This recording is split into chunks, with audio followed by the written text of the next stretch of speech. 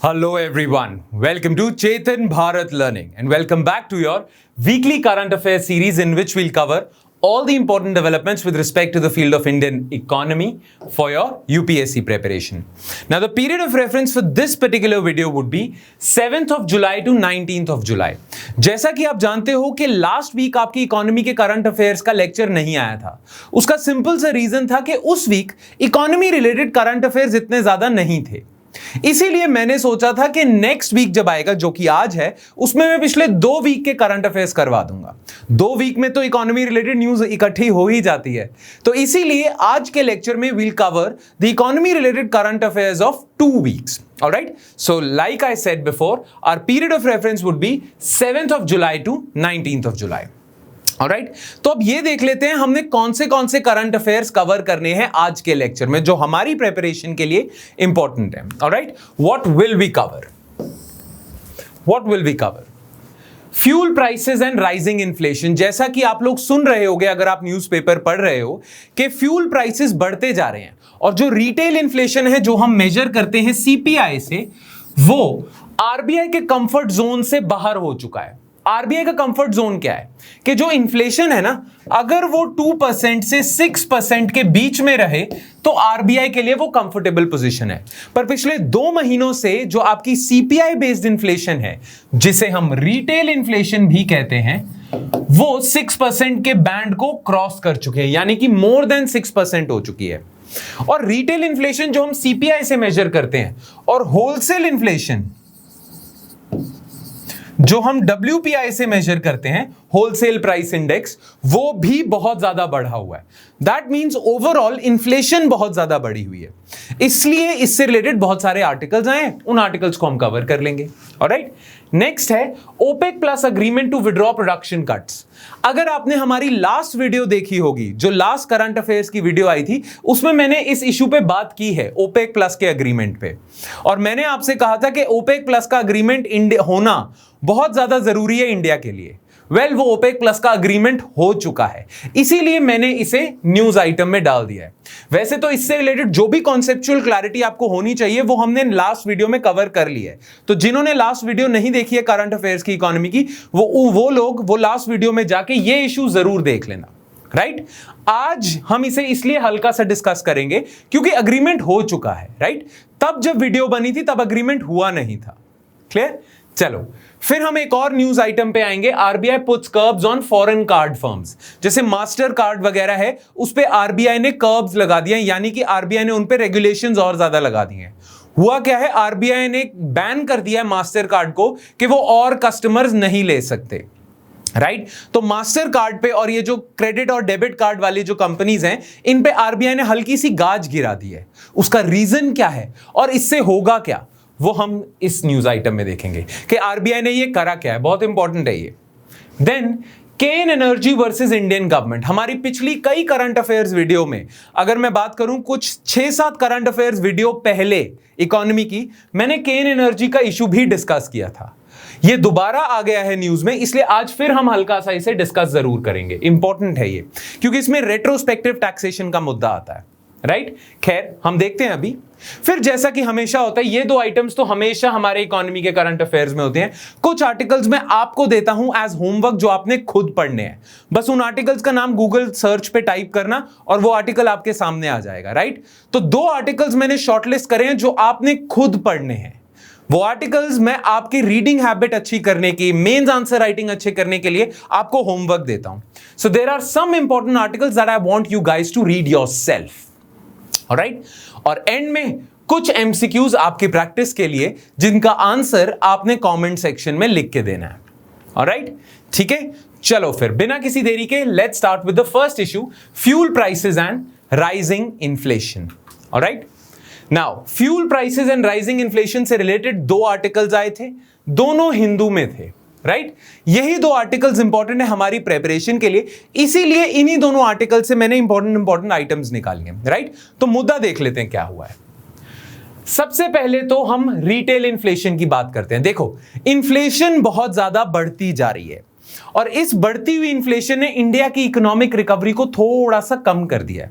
देखो लॉकडाउन तो हल्का हल्का हट गया है, तो लॉकडाउन हटने की वजह से इंडिया की इकोनॉमी अच्छे से रिकवर करनी चाहिए, बट बिकॉज इन्फ्लेशन बहुत ज्यादा बढ़ी हुई है, इंडिया की इकोनॉमी की रिकवरी थोड़ी सी स्लो हो गई है। नाउ इन्फ्लेशन ना हम दो तरीके से मेजर कर सकते हैं। एक तो होती है आपकी रिटेल इन्फ्लेशन, जो रिटेल लेवल पे प्राइसेस क्या चल रहे हैं उन्हें ट्रैक करती है। रिटेल लेवल पे प्राइसेस क्या होते हैं? जब भी आप मार्केट से कुछ सामान खरीदने जाते हो अपने लिए, जब भी कंज्यूमर्स मार्केट से कुछ सामान खरीदने जाते हैं तो मार्केट में जितने का सामान मिलता है वो रिटेल प्राइसेस होते हैं। तभी तो जब भी आप कोई चीज खरीदते हो उसके पीछे देखते हो ना एमआरपी। एमआरपी का फुल फॉर्म क्या है? Maximum retail price. वो रिटेल प्राइसेस होते हैं जिन्हें फाइनल कंज्यूमर्स खरीदते हैं ना, उन्हें रिटेल प्राइसेस कहते हैं। तो एक तो हो गई आपकी रिटेल इन्फ्लेशन, ठीक है। दूसरी हो गई आपकी होलसेल इन्फ्लेशन। ना होलसेल इन्फ्लेशन क्या होती है? आपने देखा होगा बहुत सारे ट्रेडर्स होते हैं जो बल्क में गुड्स को ट्रेड करते हैं। जैसे होता क्या है कि मान लो फैक्ट्री से कोई गुड निकला, फैक्ट्री से कोई सामान निकला, राइट, उसके बाद ये चला जाता है होलसेलर्स के पास। होलसेलर्स बल्क में इस चीज को ट्रेड करते हैं। जैसे फॉर एग्जांपल ये पेन बनाने की फैक्ट्री है, जैसे ही ये जो फैक्ट्री है ये पेन बनाएगी, ये पेन बनाने की फैक्ट्री दे देगी होलसेलर्स को। ये होलसेलर्स आगे दुकानदारों को ये पेन दे देंगे, रिटेलर्स जिन्हें कहते हैं हम, ये दुकानदारों को हम रिटेलर्स कहते हैं। और इन दुकानों से फाइनल कंज्यूमर्स सामान खरीदते हैं, राइट। तो फैक्ट्री से सामान पहले जाएगा होलसेलर्स पे, होलसेलर्स आगे देंगे रिटेलर्स को, ये होंगी दुकानें, ये रिटेलर्स आगे कंज्यूमर को देते हैं। नाउ फैक्ट्री से जब सामान गया होलसेलर के पास, लेट्स सपोज वो 100 रुपीज का था, 100 रुपीज का होलसेलर ने खरीद लिया। अब होलसेलर ये बिजनेस में है क्यों? होलसेलर पैसा कमाने के लिए इस बिजनेस में है। तो होलसेलर किस प्राइस पे रिटेलर को देगा? 100 रुपीज प्लस एक्स, क्योंकि ये एक्स इसका मार्जिन होगा। ये ट्रेडर जो है ये अपना मार्जिन तो कुछ रखेगा ना, इसने 100 रुपए का सामान खरीदा फैक्ट्री से और आगे कुछ मार्जिन रख के रिटेलर को दे दिया, राइट। सिमिलरली ये जो दुकानदार है इसका भी कुछ मार्जिन होता है, तो जितने का आपका प्राइस होता है, जितने का आप सामान खरीदते हो, उसमें से कुछ मार्जिन रिटेलर के पास चले जाता है, राइट। और फाइनल प्राइस होगा कुछ 100 plus X plus Y. Now can I say ये है आपका होलसेल प्राइस, ये है आपका रिटेल प्राइस, दोनों डिफरेंट नहीं होंगे। होलसेल प्राइस अलग होता है, रिटेल प्राइस अलग होता है। नाउ जो इंडेक्स, जो इन्फ्लेशन मेजर करने का टूल होलसेल लेवल पे प्राइसेस को ट्रैक करता है, उसे हम होलसेल कहते हैं, होलसेल इन्फ्लेशन कहते हैं। और जहां पे हम इन्फ्लेशन को मेजर करते हैं रिटेल लेवल पे, उसे हम रिटेल इन्फ्लेशन कहते हैं। रिटेल इन्फ्लेशन किससे मेजर होती है? कंज्यूमर प्राइस इंडेक्स, क्योंकि फाइनल कंज्यूमर खरीद रहा है ना इस प्राइस पे, तो consumer price index retail inflation measure करता है और wholesale price index wholesale inflation measure करता है। ये मैं बैकग्राउंड बता रहा हूं बिगिनर्स के लिए कि बहुत सारे लोगों को शायद रिटेल इन्फ्लेशन और होलसेल इन्फ्लेशन के बारे में फर्क ना पता हो, राइट। अब सबको पता है, ठीक है, मोटे मोटे तौर पे। So retail inflation is measured by CPI, wholesale inflation is measured by WPI. Now currently news पता क्या चल रही है कि रिटेल इन्फ्लेशन भी बहुत ज्यादा हाई है और होलसेल इन्फ्लेशन भी बहुत ज्यादा हाई है, ठीक है। नाउ एक और फैक्ट आपको पता होना चाहिए, जो आरबीआई है ना, आरबीआई, उसका मेन मकसद पता क्या है? कि सीपीआई कंट्रोल में रहे, रिटेल इन्फ्लेशन कंट्रोल में रहे। और कंट्रोल क्या है उसके लिए? 2 to 6% के बीच में रहे रिटेल इन्फ्लेशन। उसने होलसेल प्राइस इंडेक्स या होलसेल इन्फ्लेशन के लिए ऐसा कोई बैंड नहीं बनाया है, उसने रिटेल इन्फ्लेशन के लिए ऐसा बैंड बनाया है कि inflation, CPI based inflation should always remain between 2 to 6%। Clear? Make sense? ठीक है। तो अब पता चल रहा है कि दोनों इन्फ्लेशन हाई है, रिटेल भी होलसेल भी। तो हाई रिटेल इन्फ्लेशन को देखते हैं कि रिटेल इन्फ्लेशन इतनी हाई क्यों है। CPI based inflation stayed stuck above the RBI 6% upper bound for the second straight month. RBI के लिए क्या इंपॉर्टेंट है कि 2 to 6% रहे, पर 2 महीनों से लगातार, 2 consecutive month से लगातार ये जो CPI based inflation है 6% से ऊपर चल रही है। with June's provisional annualized 6.26%, only a touch slower than the 6-month high pace of 6.3% registered in May.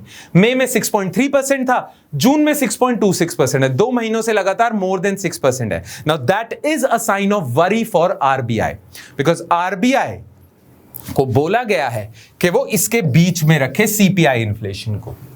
Alright, now इसके रीजंस क्या है, क्या कारण है? देखो, जो सीपीआई मेजर करते हैं ना, उसको मेजर करने का, वैसे तो जब आपकी जो लोग क्लासेस लगा चुके हैं इकोनॉमी की, उन्हें तो पता है सीपीआई कैसे मेजर करते हैं. जो नहीं लगा चुके इकोनॉमी की क्लासेस हमारे साथ, जिन्हें नहीं पता है, जिन्होंने इन्फ्लेशन का चैप्टर नहीं लगाया है हमारे साथ, उन्हें मैं ब्रीफ में बता देता हूं. सीपीआई मेजर करने के लिए ना एक ऑर्गेनाइजेशन है एनएसओ, वो क्या करती है, कुछ गुड्स का बास्केट बना देती है, एक बास्केट ऑफ गुड्स देखती है. ठीक है, उसमें फूड रखेगी, कुछ आइटम्स फ्यूल रखेगी, ट्रांसपोर्टेशन, बहुत सारी आइटम्स जो एक आम कंज्यूमर कंज्यूम करता है. जो एक आम कंज्यूमर चीजें कंज्यूम करता है ना, transport, fuel, food, education, clothing वगैरह वगैरह, उसका एक बास्केट बना लेगी. और इस बास्केट में जितना भी सामान है उनके प्राइसेस का एवरेज ले लेगी. अगर ये एवरेज प्राइस बढ़ रहा है तो सीपीआई बढ़ रहा है और इन्फ्लेशन बढ़ रही है. राइट, ऐसा देखा जाता है. नाउ इन्फ्लेशन क्यों बढ़ रही है इस बार, 6% से ऊपर क्यों है?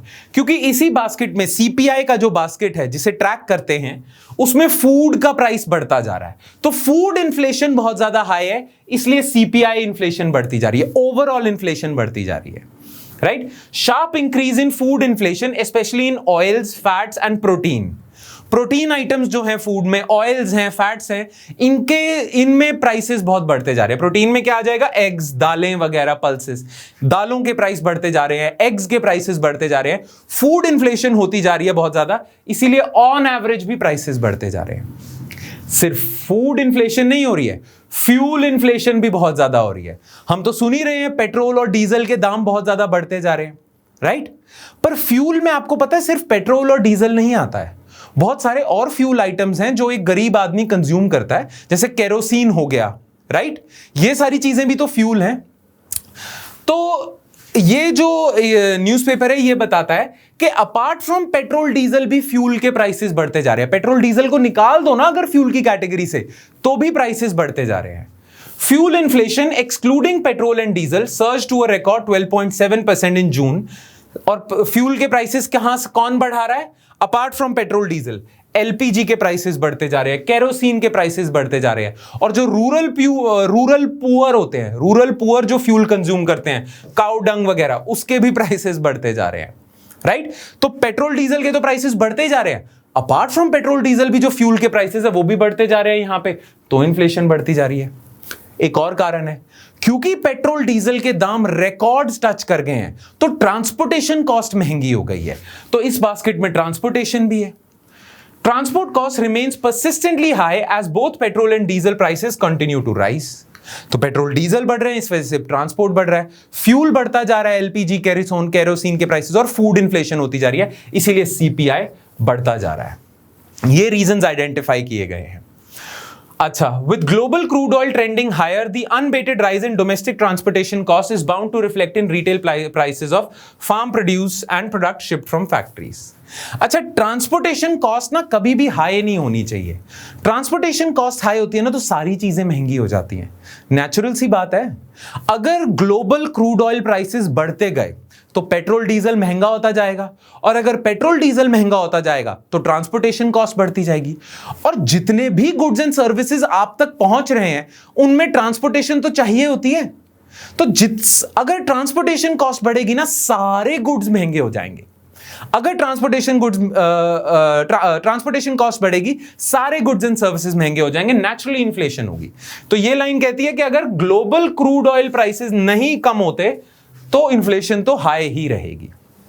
ठीक है, एक और चीज मैं आपको बता दूं, आपको यह तो पता चल गया रिटेल इन्फ्लेशन क्यों बढ़ रही है, पर यूपीएससी की एक टेंडेंसी है, वो जनरली ना सिर्फ न्यूज से क्वेश्चन नहीं पूछता है, वो न्यूज के आसपास की चीजों से भी क्वेश्चन पूछ लेता है. न्यूज में क्या है कि रिटेल इन्फ्लेशन बढ़ती जा रही है. नाउ रिटेल इन्फ्लेशन क्या होता है? सीपीआई. तो यूपीएससी के चांसेस हैं कि वो सीपीआई से आपसे सवाल पूछ ले कि सीपीआई क्या होता है, सीपीआई के बारे में कुछ पूछ ले आपसे, तो वो भी देख लेते हैं। More on consumer price index, आपको कुछ पता होना चाहिए सीपीआई के बारे में, right? It is the measure that examines the weighted average of prices of a basket of consumer goods and services like food, clothing, transport. ये तो हम देख चुके हैं, राइट? नाउ एक और चीज है, मैंने आपको बताया था सीपीआई क्या होता है, कंज्यूमर लेवल पे इंफ्लेशन देख रहा है, ठीक है? एक आम आदमी, एक आम कंज्यूमर क्या क्या चीजें कंज्यूम करता है, उनके प्राइसेस को ट्रैक कर रहे हैं। नाउ एक जो आम कंज्यूमर है वो भी तो डिफरेंट हो सकता है। एक तो होता है पूरे हिंदुस्तान का एक आम कंज्यूमर, तो उसके लिए तो आप निकालते हो सीपीआई कंबाइंड। एक होता है रूरल एरिया का आम कंज्यूमर, क्योंकि जो रूरल एरिया का आम कंज्यूमर है उसका consumption pattern would be different to an आम consumer of urban area. A common consumer of urban area would have a different consumption pattern than a common consumer of rural area, right? तो इसीलिए CPI rural भी निकाला जाता है और इसीलिए CPI urban भी निकाला जाता है, राइट? ठीक है, तो सीपीआई रूरल एरिया का निकाला जाता है, सीपीआई अर्बन एरिया का निकाला जाता है और पूरे इंडिया का एक सीपीआई कंबाइंड निकाला जाता है। एक और चीज, इसी सीपीआई कंबाइंड को हम कहते हैं हेडलाइन इन्फ्लेशन। ये याद रखना आपने, हेडलाइन इन्फ्लेशन, ठीक है?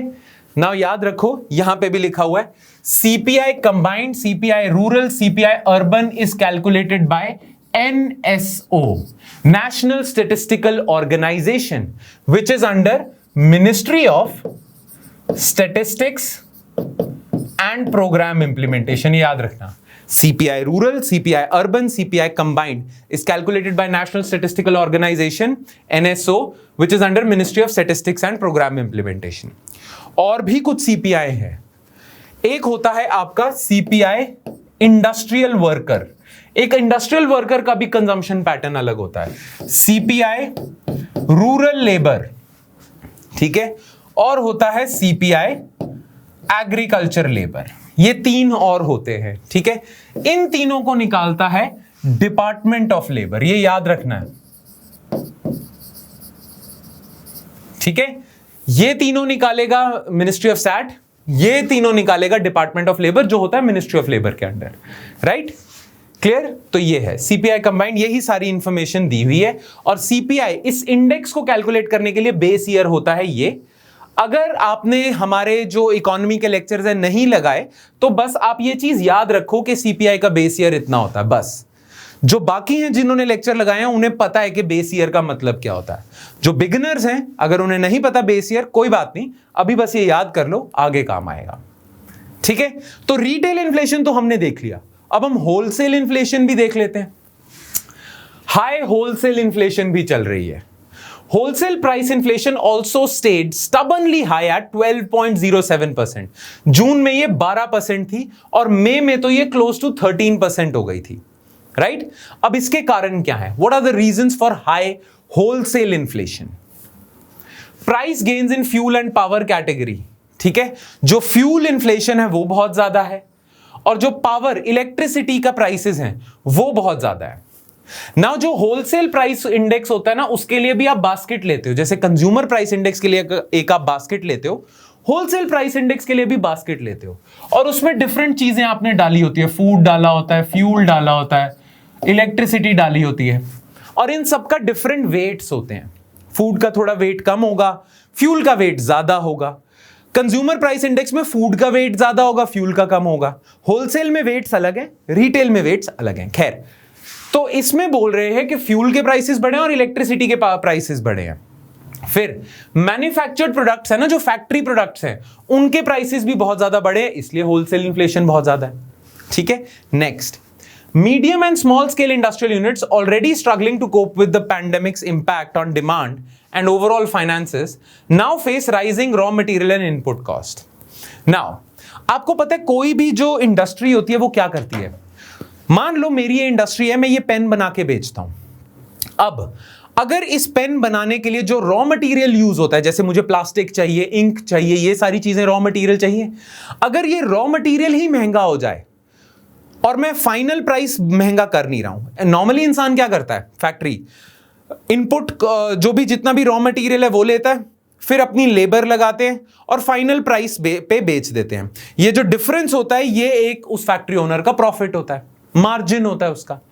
ना अगर रॉ मटेरियल्स महंगे होते जाएं और मैं जो फाइनल गुड है इसका प्राइस महंगा ना करूं तो मेरे मार्जिन्स कम होते जाएंगे, right?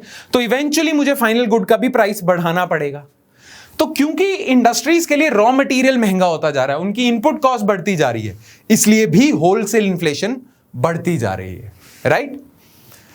With manufacturing activity contracting in June for the first time in 11 months as per IHS Markets PMI, ये हमने लास्ट लेक्चर में करा हुआ है, ठीक है? परचेजिंग मैनेजर्स इंडेक्स ने बताया कि मैन्युफैक्चरिंग एक्टिविटी कॉन्ट्रैक्ट कर रही है। अगर आपको PMI भूल गया है तो लास्ट वीडियो जरूर रेफर करो। The economy is visibly struggling to regain traction in the wake of the second wave. Second wave की वजह से प्रॉब्लम हुई है, which has eroded demand and consumptive capacity in both urban and rural markets. ये कह रहे हैं कि इकोनॉमी में प्रॉब्लम आई है because of the second wave. ठीक है, चलो अब देख लेते हैं more on wholesale price index. जैसा कि हमने करा है more on consumer price index, वैसे ही more on wholesale price index देख लेते हैं। Wholesale price is the price at which goods are traded in bulk. Wholesalers goods which are traded in bulk are not purchase by ordinary consumer, से तो हम जानते हैं consumers कहां से खरीदते हैं, रिटेलर से। अच्छा, it is published by WPI, कौन पब्लिश करता है? Office of economic adviser under ministry of commerce and industry, ये याद रखना है। CPI कौन निकालता है? CPI कंबाइंड या CPI रूरल अर्बन, ये निकालता है NSO। CPI इंडस्ट्रियल वर्कर वगैरह कौन निकालता है? Department of labour. पर WPI कौन निकालता है? Office of economic adviser under ministry of commerce and industry, ये याद रखना है। WPI के आगे NSO मत लिख देना या डिपार्टमेंट ऑफ लेबर ना लिख देना, WPI निकालते हैं ये लोग। अच्छा, WPI का एक और सब कैटेगरी होती है होलसेल फूड प्राइस इंडेक्स, जहां होलसेल लेवल पे हम सिर्फ फूड के प्राइसेस को ट्रैक करते हैं। होलसेल फूड प्राइस इंडेक्स और इज कैलकुलेटेड बाय NSO, ठीक है? Wholesale price index is calculated by them, wholesale food price index is calculated by NSO, और इसका भी बेस ईयर है 2011-12, राइट? चलो, फर्दर डाउनसाइड रिस्क्स, इसका मतलब पता है क्या स्टेटमेंट का? कि कह रहे हैं ऐसे बहुत सारे लोग कि फ्यूचर में भी इन्फ्लेशन हाई ही रहेगी, इन्फ्लेशन कम होने के हमें आसार नहीं दिख रहे हैं, प्लस इन्फ्लेशन और ज्यादा हाई हो सकती है, जितनी अभी आपको दिख रही है उससे भी ज्यादा महंगाई बढ़ सकती है। इन्हें हम कहते हैं डाउनसाइड रिस्क्स, ठीक है? तो ये जो एक्सपर्ट्स कह रहे हैं कि फ्यूचर में इन्फ्लेशन और ज्यादा हाई हो जाएगी, ये किन फैक्टर्स पे कह रहे हैं? क्या रीजन है जिसकी वजह से इन्फ्लेशन फ्यूचर में भी हाई रहेगी, वो देखते हैं। According to RBI's monthly bulletin, State of the Economy, inflation might remain elevated for some months. ये याद रखना आपने, RBI हर मंथ एक डॉक्यूमेंट निकालता है जिसका नाम है State of the Economy। ये RBI का मंथली बुलेटिन है, ठीक है? This year's monsoon rains may be less than adequate, either temporarily or spatially, disrupting agricultural output and outlook for both inflation. RBI क्या कहता है कि शायद इस बार मॉनसून बिलो एवरेज आएगा। अगर मॉनसून बिलो एवरेज आएगा तो फूड की सप्लाई कम नहीं हो जाएगी, क्योंकि अगर मॉनसून बिलो एवरेज आएगा तो फूड जो प्रोड्यूस हो रहा है, हार्वेस्ट कम होगी, राइट? कम फूड प्रोड्यूस होगा, अच्छी क्रॉप नहीं होगी, बंपर क्रॉप नहीं होगी। फूड की अगर सप्लाई कम हो जाएगी तो डोंट यू थिंक प्राइसेस कम होंगे, सॉरी बढ़ेंगे, है ना? किसी भी चीज के प्राइसेस कब बढ़ते हैं? जब डिमांड सप्लाई से ज्यादा हो, या तो डिमांड बढ़ जाए तब प्राइसेस बढ़ेंगे, या सप्लाई नीचे गिर जाए तब प्राइसेस बढ़ेंगे। तो अगर मॉनसून खराब आता है इस बारी तो सप्लाई गिर जाएगी, फूड प्राइसेस बढ़ जाएंगे, और इस बारी भी इन्फ्लेशन फूड इन्फ्लेशन की वजह से ही हो रखी है, तो इसीलिए फूड इन्फ्लेशन अभी भी हो सकती है क्योंकि मॉनसून बिलो एवरेज आ सकता है। Then further risk of third wave might disrupt recovery in manufacturing and services sector, causing adverse supply shocks. अच्छा, ये तो एग्रीकल्चरल फूड प्राइसेस हो गए। अगर दोबारा थर्ड वेव आ जाती है तो दोबारा से फैक्ट्रीज वगैरह बंद हो जाएंगी, दोबारा से फैक्ट्रीज वगैरह बंद हो जाएंगी तो गुड्स जो बना रही हैं फैक्ट्रीज, उनकी सप्लाई कम हो जाएगी, डिमांड वहीं की वहीं है, सप्लाई गिर गई, फिर inflation, right? The sense is that inflation will persist at these elevated levels for some months before easing in the third quarter when the Kharif harvest arrives in the market. The government must at the very least cut fuel taxes to ease burden on consumer. अभी ना जो inflation है उसमें काफी बड़ा role food का भी है, फ्यूल का भी है। फ्यूल पे काफी ज्यादा रोल पता है किस चीज का है? एक तो फ्यूल, ठीक है, फ्यूल का प्राइस बढ़ता जा रहा है, पर उस पे ना गवर्नमेंट कुछ टैक्सेस लगाती है और फिर आपको फाइनल प्राइस पे सामान मिलता है। अभी क्या है, फ्यूल का प्राइस भी बढ़ता जा रहा है और गवर्नमेंट ने भी टैक्सेस बहुत ज्यादा लगाए हुए हैं।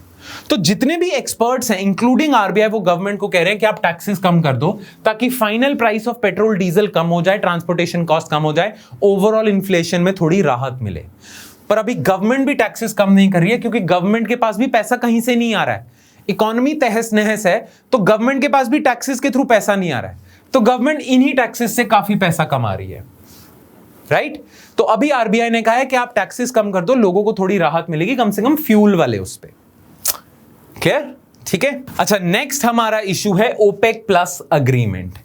Now I would sincerely advise you all, जिन्होंने हमारी लास्ट करंट अफेयर्स की वीडियो नहीं देखी है ना, वो उस वीडियो को एक बारी ओपन करें, उस वीडियो को देखें और उसमें ये जो मैंने टॉपिक कवर करा है ओपेक प्लस अग्रीमेंट, उसको जरूर देखें एक बारी, राइट? मैंने ये टॉपिक इस बारी के न्यूज आइटम में, इस बारी के लेक्चर में नहीं इंक्लूड करना था, पर क्योंकि अग्रीमेंट हो गया इस वजह से मैंने इंक्लूड करा है, राइट? तो इसका आपको बैकग्राउंड पता होना चाहिए। हुआ क्या था कि ओपेक, जितनी भी ये ऑयल प्रोड्यूसिंग कंट्रीज है ना, जितनी भी ऑयल प्रोड्यूसिंग कंट्रीज हैं, इनका कार्टेल बना हुआ है ना। पिछले साल जब डिमांड गिर गई थी ऑयल प्राइसेस की, तो ऑयल की, तो ऑयल प्राइसेस भी गिरने लग गए थे। तो क्योंकि डिमांड गिर रही थी, ऑयल के प्राइसेस भी गिरते जा रहे थे, इन सारी कंट्रीज ने डिसाइड करा कि हम सप्लाई भी रोक देते हैं, सप्लाई कम कर देते हैं। तो अगर डिमांड गिरती जा रही है तो अब सप्लाई और गिरा दो ताकि प्राइसेस ज्यादा तेजी से ना गिरें। तो प्राइसेस बचाने के लिए इन्होंने सप्लाई रोक दी थी। पर जब लॉकडाउन वगैरह हट गया तो डिमांड तो बढ़ने लग गई, पर इन्होंने उस हिसाब से अपनी सप्लाई नहीं बढ़ाई, तो प्राइसेस स्काई रॉकेट करने लग गए।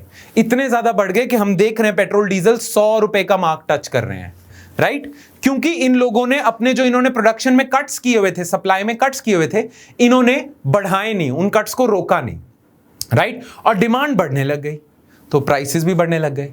इसीलिए इंडिया ने इन कंट्रीज को रिक्वेस्ट करा था कि आप प्रोडक्शन वापस से बढ़ानी शुरू कर दो। इन कंट्रीज के बीच में अभी तक अग्रीमेंट हुआ नहीं था। जब हम लास्ट डिस्कस कर रहे थे ना ये इशू लास्ट वीडियो में, तब तक अग्रीमेंट नहीं हुआ था, पर अब अग्रीमेंट हो चुका है और इन कंट्रीज ने अनाउंस करा है कि हम सप्लाई बढ़ाना शुरू कर देंगे। तो इंडिया के लिए बहुत अच्छी न्यूज है, गुड न्यूज है। फ्यूचर में सितंबर से प्राइसेस कम होने शुरू हो जाएंगे ऑयल के और इंडिया को थोड़ी राहत मिलेगी, right? So OPEC, Organization for Petroleum Exporting Countries and its allies led by Russia, have agreed to gradually withdraw COVID-19 related production cuts by September 2022, leading to crude oil prices falling to about $72 per barrel. ठीक है, ये news सुनते ही crude oil का price कम होने लग गया। OPEC Plus has decided to increase overall production by 4 lakh barrels per day. Oil के जो बैरल्स हैं ये अपनी प्रोडक्शन में हर रोज 4 लाख बैरल्स की प्रोडक्शन बढ़ा देंगे, right? The decision also ends a standoff between UAE and other OPEC plus countries. ये इन्होंने ना जल्दी अग्रीमेंट कर लेना था, पर इन्होंने जल्दी अग्रीमेंट क्यों नहीं करा? क्योंकि यूएई जो ओपेक का मेंबर है वो अड़ा हुआ था, राइट? अब वो भी ऑन बोर्ड आ गया और इन्होंने अग्रीमेंट कर लिया और अब ये 4 लाख बैरल्स पर डे से अपनी प्रोडक्शन बढ़ा देंगे, राइट? बैकग्राउंड क्या था वो हमें डिस्कस करने की जरूरत नहीं है, हमने लास्ट वीडियो में कर लिया था। पर फिर भी अगर आपको इस लेक्चर से बैकग्राउंड जानना है तो आप अपनी पीडीएफ फाइल में ये सारी चीजें लिखी होंगी, पीडीएफ में ये सारी चीजें आप पढ़ लेना, ठीक है? वैसे लास्ट वीडियो में हमने सारा बैकग्राउंड डिस्कस करा हुआ है, सारा कुछ, राइट? पर अगर आपको फिर भी जानना है तो आपको इस वीडियो के साथ जो पीडीएफ मिलेगी उसमें ये बैकग्राउंड पढ़ लेना। क्लियर? अगेन ये मैंने इसलिए डाला था बिकॉज रीसेंट अपडेट हुआ है, अग्रीमेंट हो गया है ओपेक प्लस का। ऑलराइट, ठीक है? चलो अब हम आ जाते हैं अपने नेक्स्ट इंपॉर्टेंट इश्यू पे। RBI puts curbs on foreign card firms. RBI ने कुछ कर्ब्स डाल दिए हैं, कुछ ऐसे ना रेगुलेशंस डाल दिए हैं या कुछ अपना शिकंजा कस लिया है फॉरेन कार्ड फर्म्स में। ना ये फॉरेन कार्ड फर्म्स कौन सी हैं? आपने देखा होगा आपके पास जो डेबिट कार्ड है या क्रेडिट कार्ड है, ये कुछ कंपनीज का होता है, जैसे मास्टर कार्ड हो गया, आपके पास वीजा होता है, राइट? आपके पास रुपे कार्ड होते हैं। इन कंपनीज पे ना आरबीआई ने थोड़ा सा शिकंजा कसा है। ना वो कंपनीज जो इंडिया की हैं, डेबिट और क्रेडिट कार्ड्स वाली जो इंडिया की कंपनी है, जैसे रुपे वगैरह हो गई, ठीक है, इन पे तो आरबीआई ने शिकंजा नहीं कसा है, पर फॉरेन कार्ड फर्म्स पे जैसे मास्टर कार्ड हो गया, इस पे आरबीआई ने शिकंजा थोड़ा सा कसा है ना। वो शिकंजा क्या है और आरबीआई ने ऐसा क्यों करा है वो देखते हैं। ऑलराइट, ये दो आर्टिकल्स आए थे, एक इंडियन एक्सप्रेस की एक्सप्लेन्ड सीरीज में आर्टिकल था, एक आपके बिजनेस सेक्शन में हिंदू के आर्टिकल था ये। राइट, नाउ देखते हैं न्यूज में क्या है, आरबीआई ने करा क्या है, फिर हम देखेंगे क्यों करा और पूरा मुद्दा क्या है ये। The Reserve Bank of India has so far barred 3 foreign card payment network companies, Mastercard, American Express, Diners Club, ये 3 कंपनीज हैं, from taking new customers on board over the issue of storing data in India. RBI ने क्या शिकंजा कसा इन 3 foreign card companies पे? RBI ने कहा है कि अब आप नए कस्टमर्स इंडिया में अक्वायर नहीं कर सकते। जो ऑलरेडी एग्जिस्टिंग कस्टमर्स हैं master card, American express, diners club के, वो तो अपना काम चलाते जाएं, वो अपना debit card, credit card use कर सकते हैं, पर ये 3 कंपनीज अब नए कस्टमर्स नहीं ले सकती इंडिया के अंदर, स्पेसिफिकली इंडिया के अंदर। ये आरबीआई ने करा है। Right, The RBI said it had given almost 3 years for Mastercard to comply with the regulatory directions, but it was unable to complete the process. अब आरबीआई ने क्या कहा है? आरबीआई ने कहा है कि हमने इन तीनों कंपनीज को ना कुछ रेगुलेशंस दी थी, कुछ बोला था इन्हें, कुछ गाइडलाइंस दी थी जो इन्हें फॉलो करनी थी, और हमने इन्हें 3 साल का टाइम दिया था। इन्होंने वो गाइडलाइंस फॉलो नहीं करी हैं, और बिकॉज इन्होंने गाइडलाइंस फॉलो नहीं करी हैं, इसलिए अब हम ऐसा स्टेप उठा रहे हैं। Right, In April this year, the RBI had imposed restrictions on American Express Banking Corp. and Diners Club International Limited from enrolling new domestic customers onto their card networks. तो मास्टर कार्ड लेटेस्ट एंट्रेंट है। अप्रैल में already diners club और American express पे RBI ने ये order दे दिया था, अब रिसेंटली मास्टर कार्ड पे दे दिया है। राइट, नाउ आप में से बहुत लोग सोच रहे होंगे कि जितनी भी ये डेबिट कार्ड कंपनीज है, क्रेडिट कार्ड कंपनीज हैं, इनका इंडिया को फायदा हो रहा है। इंडिया चाहता है ना कि डिजिटल पेमेंट्स बढ़े इंडिया में। इंडिया की गवर्नमेंट चाहती है कि ऑनलाइन पेमेंट्स बढ़े, कैश का रोल कम से कम हो जाए और डिजिटल पेमेंट्स इंडिया में ज्यादा बढ़े। नाउ डिजिटल पेमेंट्स बढ़ने में ये master card, American express, diners club ये बहुत ज्यादा रोल प्ले कर रहे हैं। तो आरबीआई इन्हीं से नाराज क्यों होता जा रहा है? वेल, इसके पीछे एक बहुत बड़ा इशू है, और वो बहुत बड़ा इशू पता क्या है?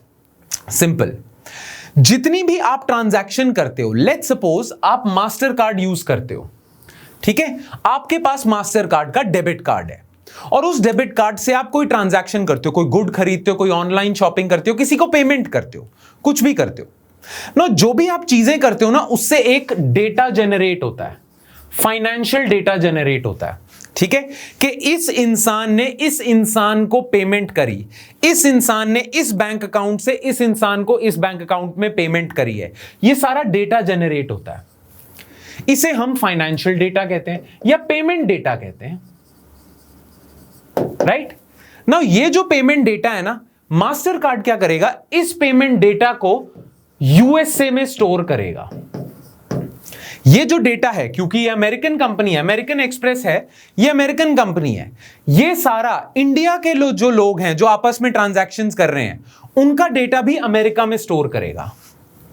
राइट, क्योंकि इनके सारे सर्वर्स, इनका सारा कुछ, इनके सारे सर्वर्स वगैरह, इनके पास सारा डेटाबेस इनका यूएसए में है, ये यूएसए से ऑपरेट करते हैं। तो इंडिया में भी जो इनके कस्टमर्स हैं जो पेमेंट्स कर रहे हैं, उनका भी पेमेंट डेटा ये यूएसए में स्टोर करेगा ना। इस पे ना इंडिया को प्रॉब्लम है। इंडिया कहता है, और आरबीआई खासकर कहता है, कि जो इंडियंस का डेटा है ना, उस पे इंडियंस का हक होना चाहिए। तो इंडिया का अगर पेमेंट डेटा है, उस पे हक होना चाहिए इंडियन गवर्नमेंट का।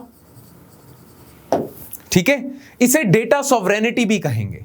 जितने भी प्राइवेसी के लॉज है ना, जितने भी प्राइवेसी के लॉज होते हैं, जितने भी, ठीक है, प्राइवेसी प्रोटेक्शन के जितने भी इंडिया में भी जो लॉज आ रहे हैं, यूके में भी जो आए हैं, ईयू में भी जो लॉज हैं प्राइवेसी को लेके, डेटा प्राइवेसी को लेके, उसमें जिस इंसान का डेटा होता है ना, जैसे मेरा डेटा है, मेरा फेसबुक का या मेरा पेमेंट का डेटा है कंपनीज के पास, तो इस सिनारियो में मैं होता हूं डेटा प्रिंसिपल। जिस इंसान का डेटा होता है ना, उसे हम डेटा प्रिंसिपल कहते हैं, उसको डेटा प्रिंसिपल कहते हैं। तो कहा यह जाता है कि डेटा प्रिंसिपल का अपने डेटा पे कंट्रोल होना चाहिए। उस लॉजिक से निकालें तो इंडियंस के डेटा पे कंट्रोल इंडिया का होना चाहिए, राइट? तो इसीलिए आरबीआई ने बोला हुआ था कि जितना भी आप हमारे इंडिया के जो लोग हैं जिनका पेमेंट डेटा है वो सारा आप यूएसए में लेके जा रहे हो, उस डेटा पे, क्योंकि वो इंडियंस हैं, उस डेटा पे तो इंडिया का कंट्रोल होना चाहिए, उस डेटा पे इंडिया का कंट्रोल होना चाहिए। तो आरबीआई ने ना master card, American express, diners club को कह दिया था कि ये सारा पेमेंट डेटा है ना, आप यूएसए लेके नहीं जाओगे, आप इंडिया में ही स्टोर करोगे इसे, ठीक है, ये बोल दिया था। अब आप सोच रहे होगे डेटा का इतना बड़ा मुद्दा क्यों है, क्यों डेटा पे ऐसे इतनी सारा बहस हो रही है, क्यों इतना पंगा ले रही है इंडियन गवर्नमेंट, ऐसी क्या चीज है data? Well, data is everything in this age. आपको पता है करंटली जो एज चल रही है उसे हम कहते हैं इंफॉर्मेशन एज। यहां पे जिस इंसान के पास इंफॉर्मेशन है वही सबसे पावरफुल है, और at this moment in this current age data is the new currency. Data को नई करेंसी कहते हैं। फेसबुक, गूगल इतने पावरफुल क्यों हैं? क्योंकि उनके पास पूरी दुनिया का डेटा है, उनके पास पूरी दुनिया की सर्च हिस्ट्री है, सब कुछ है। Data is the new currency. जिसके पास डेटा है वही मास्टर है इस टाइम पे, राइट? तो इंडिया कह रहा है कि ये सारी अमेरिकन कंपनीज इंडियंस का भी डेटा अमेरिका लेके जा रही हैं। इंडिया के पास इंडियंस के डेटा का कंट्रोल होना चाहिए, ठीक है? तो इंडिया ने सीधा बोल दिया, आरबीआई ने क्लियरली बोल दिया कि इंडियंस का जितना भी पेमेंट डेटा है, master card, American express, diners club का, ये सारे के सारा डेटा इंडिया के पास होना चाहिए। इसमें बहुत सारे लोगों ने ये बोला कि इंडिया ऐसा कर ले कि जितना भी ये अमेरिका डेटा जा रहा है उसकी एक कॉपी इंडिया में भी रखवा ले, ठीक है? ऐसा क्यों? ना इंडिया से जब पूछा गया कि आप इतना स्टबन क्यों, आप क्यों कह रहे हो कि यूएसए में डेटा नहीं होना चाहिए, इंडिया में ही डेटा होना चाहिए, ऐसा क्यों कह रहे हो? वेल, इंडिया सिंपल सी बात बोलता है कि देखो हमारी भी लॉ एनफोर्समेंट एजेंसीज हैं, हमारी भी पुलिस वगैरह इंटेलिजेंस एजेंसीज हैं। हमारी इंटेलिजेंस एजेंसीज को अगर किसी क्रिमिनल को पकड़ना है या किसी को भी पकड़ना है या किसी टेररिस्ट एक्टिविटी को देखना है तो उसके लिए उनके पास भी सारा डेटा होना चाहिए। आपने देखा होगा कि टेररिस्ट को कई बार पकड़ने के लिए उनकी बैंक डिटेल्स देखते हैं, उनका पेमेंट डेटा देखते हैं, टेररिस्ट फाइनेंस कहां से हो रहा है, कौन सा बिजनेसमैन किस टेररिस्ट को फंड कर रहा है, उस सब के लिए पेमेंट डेटा होना चाहिए। नाउ इंडिया की इन्वेस्टिगेटिंग एजेंसीज जब इन्वेस्टिगेशन करने जाती हैं क्रिमिनल या वगैरह के लिए, उन्हें पता चलता है कि सारा का सारा डेटा तो यूएस से पड़ा है, तो उन्हें यूएसए से रिक्वेस्ट करनी पड़ती है। तो इंडिया ने कहा नहीं, इंडिया में जितने भी पेमेंट यूजर्स हैं उनका डेटा इंडिया में ही होगा, ठीक है? इसीलिए हमारे अगर ऐसा नहीं होता तो हमारी लॉ एनफोर्समेंट एजेंसीज को बड़ा प्रॉब्लम झेलनी पड़ती है। हमारे पास डेटा होना चाहिए, हमने भी इन्वेस्टिगेशन वगैरह करनी है। Make sense? बड़ी सिंपल सी बात है। तो इस चीज को हम कहते हैं कि इंडिया ने रिक्वेस्ट डाली कि इस चीज को हम क्या कहते हैं? इस चीज को हम कहते हैं डेटा लोकलाइजेशन, कि जहां से डेटा जनरेट हो रहा है वहीं पे स्टोर हो। अगर इंडिया से डेटा जनरेट हो रहा है तो इंडिया में ही स्टोर हो, डेटा लोकलाइजेशन। तो अंडर डेटा लोकलाइजेशन इंडिया ने कहा इंडियंस का डेटा इंडिया में ही स्टोर होगा, हमारी लॉ एनफोर्समेंट एजेंसीज को भी सहूलत चाहिए। तो उस पे बहुत सारे लोगों ने कहा कि मास्टर कार्ड वगैरह वालों ने कहा चलो हम ऐसा कर देते हैं कि डेटा तो जाएगा यूएसए में, उस डेटा की एक कॉपी हम इंडिया भी भेज देंगे, ठीक है? पर यूएसए में तो जाएगा, हमारे सर्वर्स में तो जाएगा। उस पे भी आरबीआई ने मना कर दिया। आरबीआई ने कहा नहीं, कोई कॉपी कुपी नहीं मिल रही, हमें ओरिजिनल डेटा मिल रहा है और आपके पास कोई कॉपी नहीं जा रही, इंडियंस का डेटा इंडिया के पास ही रहेगा, यूएसए में कोई डेटा नहीं जाएगा, ये बोला था। और master card, American express, diners club ने मना कर दिया। इन्होंने कहा देखो हमारे पास हमारे सारे सर्वर्स ना यूएसए में है, अगर आप ऐसी जिद करोगे तो हमें कुछ सर्वर्स इंडिया में भी रखने पड़ेंगे, हमारी कॉस्ट बढ़ जाएगी, हम कंपेटिटिव नहीं हो पाएंगे। पर इंडिया ने कहा ना, आरबीआई ने कहा आपको करना पड़ेगा ऐसा, ठीक है? ये इशू है। by the RBI circular on storage of payment system data dated April 6, 2018 में बोला था, all system providers were directed to ensure that within 6 months the entire payment data relating to payment systems operated by them is stored in a system only in India। ये only word important है, USA में कुछ भी नहीं जाएगा। They also required to report compliance to RBI। इन्हें 2018 में कह दिया था कि 6 महीने में आपने ऐसा करना है और करते ही RBI को रिपोर्ट करना है। इन्होंने 3 साल तक नहीं किया। However, credit card firms with global operations have been resisting the move। जो क्रेडिट कार्ड कंपनीज हैं, डेबिट कार्ड कंपनीज हैं, उन्होंने रेजिस्ट करा, मास्टर कार्ड ने रेजिस्ट करा था। The RBI's decision to restrict entities from onboarding new customers is a crucial development in their endeavor to ensure that all payment system operators store or localize their end-to-end transaction data only in India। तो ये जो RBI ने step लिया है ना कि नए customers नहीं अक्वायर कर सकते आप, master card, American express, diners club वाले, वो RBI की क्या मूव है? RBI चाहता है कि इंडियंस का डेटा इंडिया में रहे, तो RBI ने एक स्टेप लिया है ताकि इंडियंस का डेटा इंडिया में ही रहे। और अगर इंडियंस का डेटा इंडिया में नहीं रहेगा तो आप इंडियन कस्टमर्स ही नहीं ले सकते, और जो ऑलरेडी एग्जिस्टिंग उन्हें रहने दो, नए इंडियन कस्टमर्स नहीं अक्वायर करोगे आप। The motivation behind such a move is to carry out effective law enforcement requirements, as data access for law enforcement purposes has been a challenge। हमारी पुलिस, हमारी investigative agencies को हमेशा problem हुई है। हमने इंडियन मुजाहिदीन को इन्वेस्टिगेट करना है कि इनके पास पैसा कहां से आ रहा है, उसके लिए हमारे पास सारा पेमेंट और फाइनेंशियल डेटा होना चाहिए। हमारे पास है नहीं, यूएसए में पड़ा हुआ डेटा, राइट? तो ये मुद्दा है। क्लियर? अच्छा, ये क्रेडिट कार्ड कंपनीज क्या रीजन बोल रही हैं, ये क्यों बोल रही हैं, ये क्या कह रही हैं कि हम क्यों नहीं कर पा रहे ऐसा? The RBI had stipulated that data should be stored only in India and no copy should be stored in other countries. Payment firms like Visa and MasterCard, which currently store and process Indian transactions outside the country, have said their systems are centralized and express fear that transferring the data storage to India will cost them millions of dollars। ये कह रहे हैं हमारा खर्चा होगा। Plus, these card companies fear that this might open a Pandora's box of similar demands from other countries। अच्छा, इनको और डर पता है क्या है? चलो, मिलियंस ऑफ डॉलर्स का इन्हें खर्चा होगा, चलो ये कंपनी सोच लेती है हम मिलियंस ऑफ डॉलर्स खर्च भी कर देंगे और इंडिया में भी एक सेटअप बना देंगे। फिर बाकी कंट्रीज कहेंगी कि फिर इंडिया ही एक्सेप्शन क्यों है, हमारी कंट्री में भी ऐसा करो। जितनी भी कंट्रीज हैं ऑल ओवर द वर्ल्ड, सारे ऐसा कहने लग जाएंगी, है ना? और अगर सारी ऐसा कहने लग जाएंगी तो सब में मिलियंस ऑफ डॉलर्स खर्चा होएगा।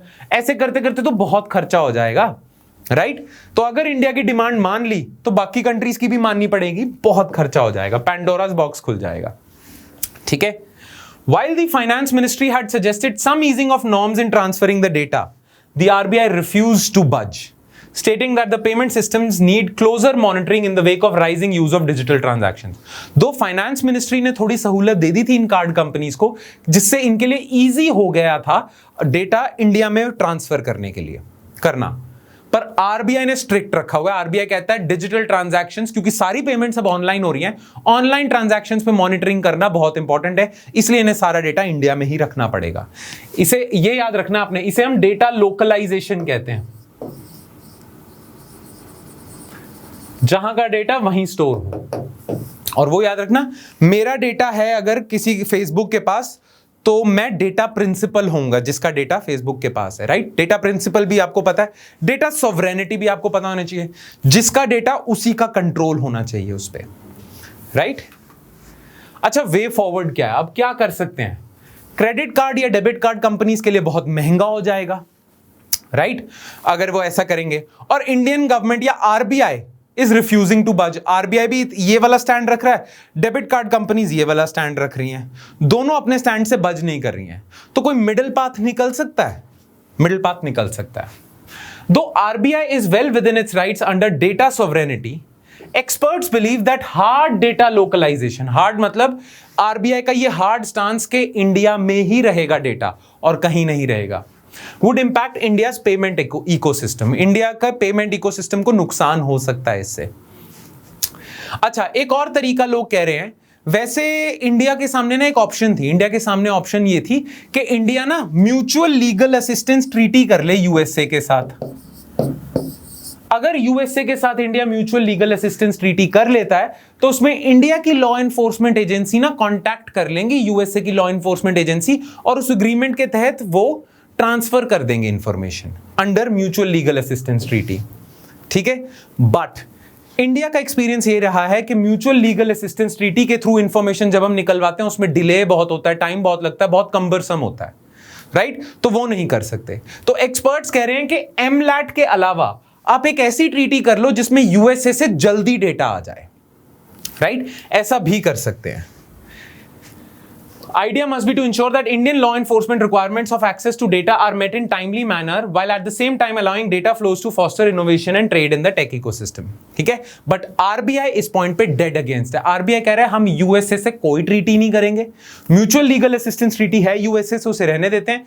इस केस में तो हमने यूएसए के सामने हाथ नहीं फैलाने, हमारा डेटा हमारे पास रहेगा.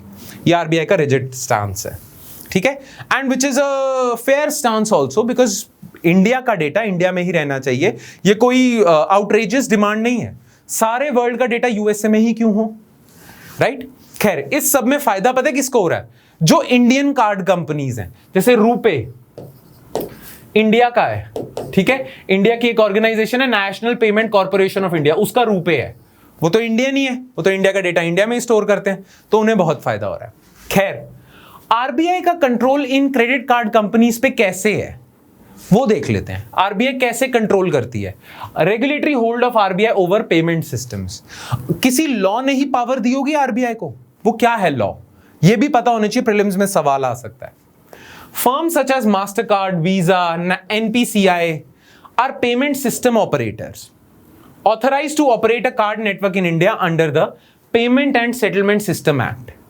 तो ये जो मास्टर कार्ड, वीजा, रुपे वगैरह को किस किस एक्ट से परमिशन मिलती है? ये पेमेंट सिस्टम ऑपरेटर्स हैं और इन्हें कार्ड चलाने की, इंडिया में कार्ड नेटवर्क फैलाने की जो परमिशन है वो किस एक्ट के तहत मिलती है?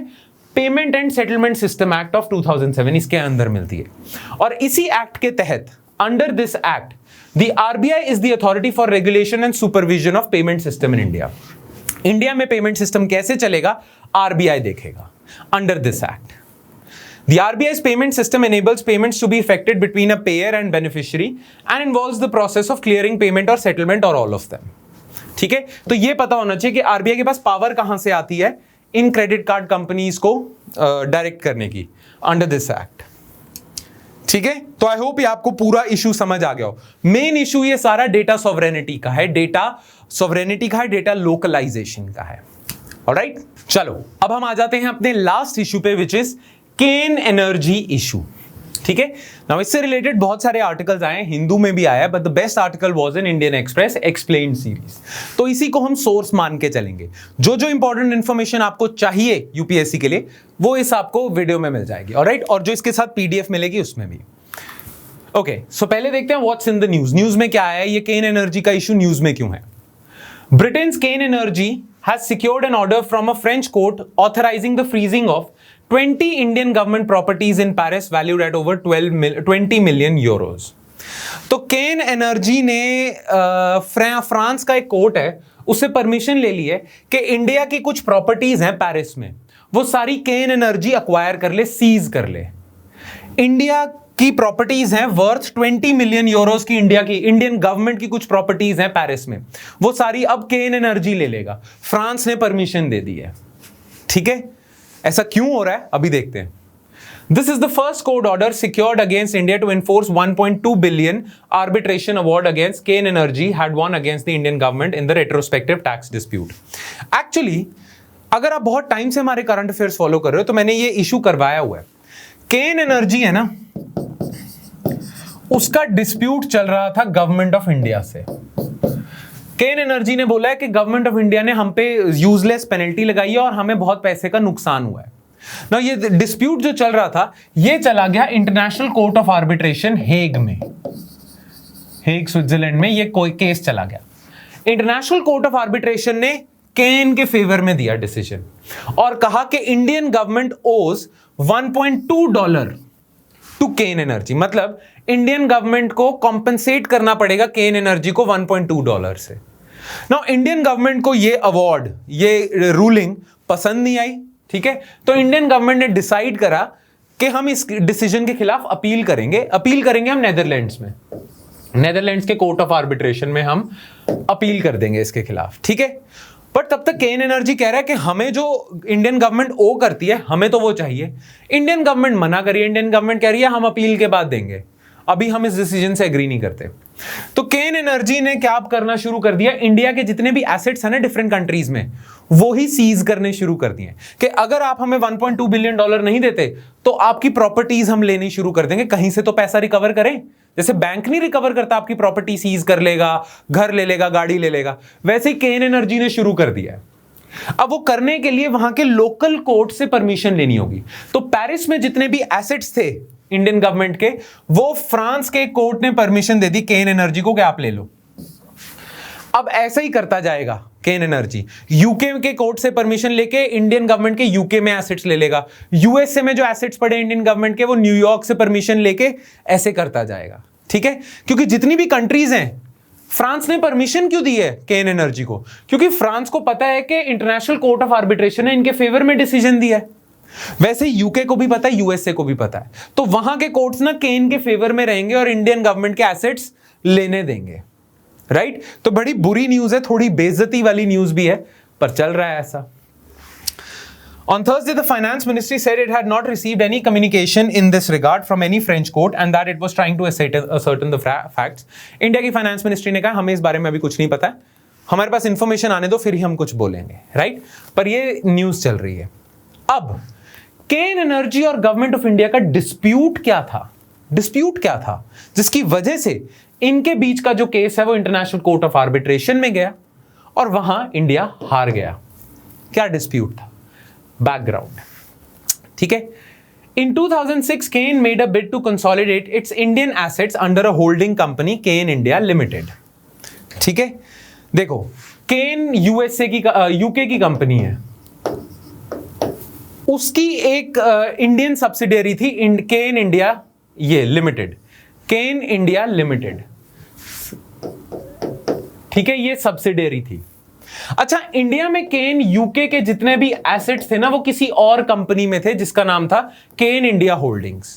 तो इन्होंने डिसाइड करा कि एक ही कंपनी है, उसने डिफरेंट एक ही एंटिटी है, उसकी डिफरेंट कंपनीज हैं। ठीक, तो इन्होंने डिसाइड करा कि केन इंडिया होल्डिंग्स के जितने भी शेयर हैं वो केन इंडिया लिमिटेड में ट्रांसफर कर देते हैं। बड़ा सिंपल सा है, मैंने ही 3-4 कंपनीज बनाई हुई हैं, एक कंपनी के शेयर मैं ही अपनी दूसरी कंपनी में डाल देता हूं, मेरा ही इंटरनल मामला है, इंटरनल रीस्ट्रक्चरिंग है, ये डिसाइड करा इन्होंने। ठीक है, फिर जब केन इंडिया होल्डिंग्स में शेयर चले गए, later when Cairn India divested रफली 30% of its shares through an initial public offering, mining conglomerate Vedanta acquired most of the Kane Energy, but Kane UK was not allowed to transfer its 9.8% stake in Kane India to Vedanta. ठीक है, अब क्या होता है, Indian government को ना मुद्दा पता है क्या होता है? इंडियन गवर्नमेंट कहती है कि ये जो केन इंडिया होल्डिंग्स थी ना, इसके शेयर्स आपने केन इंडिया को दिए। ठीक है, मान लो ये जो शेयर्स जब थे ये थे 100 रुपए के, ठीक है, और आज लेट्स सपोज मान लो इन शेयर्स की वैल्यू है 100 रुपीज। ठीक है, और जब ये शेयर इशू हुए होंगे तब ये होंगे 10 रुपीज के शेयर्स, मान लो ऐसा था। ठीक है, तो आपको पता है अगर आप 10 रुपए के शेयर खरीदते हो और बाद में उन्हें 100 रुपए का बेचते हो तो आपको 90 रुपीज का फायदा होता है। राइट? तो आपको जो 90 रुपीज का फायदा होता है उस पर गवर्नमेंट आपसे ना टैक्स कलेक्ट करती है, उसे हम कहते हैं कैपिटल गेन टैक्स। कि जितने का आपको फायदा होगा, अगर आप 10 रुपए की चीज 50 रुपए का बेचते हो तो 40 रुपीज पे कैपिटल गेन टैक्स लगेगा। अगर 10 रुपीज की चीज 100 रुपीज की बेचते हो तो 90 रुपीज का टैक्स लगेगा। ऐसा होता है। ठीक है ना, केन क्योंकि ये इंटरनल रीस्ट्रक्चरिंग हो रही थी, केन इंडिया ने ना जानबूझ के, ये चीज तो 100 रुपए की थी और कभी 10 रुपए की थी, पर आज इसकी वैल्यू 100 रुपीज की है, पर जब ये केन इंडिया होल्डिंग्स में ट्रांसफर करी ना तो जानबूझ के 50 रुपीज की करी क्यों? फॉर वेरी सिंपल रीजन, अगर ये 100 रुपीज के मार्केट प्राइस पे ही ट्रांसफर कर देते इस पे तो 90 रुपीज पे देना पड़ता capital gain tax Indian government को। राइट? तो इन्होंने सोचा अपनी ही कंपनी है, आपस की सेटिंग है, हम 50 रुपए पे दे देते हैं। राइट? अब हमें सिर्फ 40 रुपीज पे ही कैपिटल गेन देना पड़ेगा, थोड़ा टैक्स कम हो जाएगा। ठीक है, तो मार्केट रेट से बहुत कम प्राइस पे शेयर बेच दिए इसको। इंटरनल है, अब दोनों कंपनी सेम आदमी की है तो वो कर सकता है ऐसा, या कर सकता है ऐसा या नहीं कर सकता, ये लूप होल छूटा रह गया था। हमारे टैक्स लॉज में इस पे क्लैरिटी नहीं थी, पर जैसे ही पता चला इनकम टैक्स डिपार्टमेंट को इंडिया के, उन्हें बड़ा गुस्सा लगा, उन्हें बहुत गुस्सा आया। उन्होंने पता क्या कह दिया? उन्होंने कह दिया ना, हम तो मान के चलते हैं कि आपने 100 रुपीज पे ही बेचा है, तो हम 40 रुपीज पे कैपिटल गेन नहीं लगाएंगे, हम तो 90 रुपीज पे कैपिटल गेन लगाएंगे। और उन्होंने 6000 करोड़ की टैक्स पेनल्टी लगा के इन पे भेज दी कि आप 40 रुपीज के हिसाब से हमें टैक्स पे कर रहे हो, हमारा टैक्स 90 रुपीज के हिसाब से बनता है, तो आपके 6000 करोड़ रुपीज बाकी हैं अभी। ठीक है, इनकम टैक्स डिपार्टमेंट ने ऐसा बोल दिया। अब केन एनर्जी को गुस्सा चढ़ा। केन एनर्जी ने कहा कि आपके टैक्स लॉज में तो ऐसा कुछ लिखा ही नहीं है, तो हमने तो आपके टैक्स लूप होल को यूज करा है। ठीक है, आप कैसे हमसे ज्यादा टैक्स ले सकते हो। दोनों कोर्ट में गए और इंडिया के सुप्रीम कोर्ट ने केन के फेवर में डिसीजन दिया। वोडाफोन का भी सेम ही केस था एक टाइम पे, फॉरेन कंपनीज के फेवर में डिसीजन दे दिया। ठीक है, इनकम टैक्स डिपार्टमेंट को बड़ा बुरा लगा कि हमारा ही सुप्रीम कोर्ट ने हमारे फेवर में डिसीजन नहीं दिया। तो पार्लियामेंट में, जो उस समय की सरकार थी प्रणब मुखर्जी की, पार्लियामेंट में एक लॉ लेके आया गया जिसमें इनकम टैक्स एक्ट में अमेंडमेंट की गई, क्योंकि सुप्रीम कोर्ट कहता है कि टैक्स लॉ में ऐसा कुछ लिखा नहीं, तो अब अमेंड करा टैक्स लॉ को और उसमें यह प्रोविजन डाला। कोई बड़ी बात नहीं है, पार्लियामेंट ऐसा कर सकता है। ठीक है, और सुप्रीम कोर्ट को भी इसमें प्रॉब्लम नहीं है। प्रॉब्लम पता है किस चीज में है? केन एनर्जी ने यह चीज करी थी 2006 में। अगर इंडिया का पार्लियामेंट ये इस पे अमेंडमेंट डालता है 2012 में, तो केन एनर्जी कहेगा ठीक है, पर हम तो ऑलरेडी कर चुके हैं 2012, और उसके बाद हम ऐसा नहीं कर सकते क्योंकि आपने 2012 में अमेंडमेंट डाली है, हम तो ऑलरेडी ऐसा कर चुके हैं।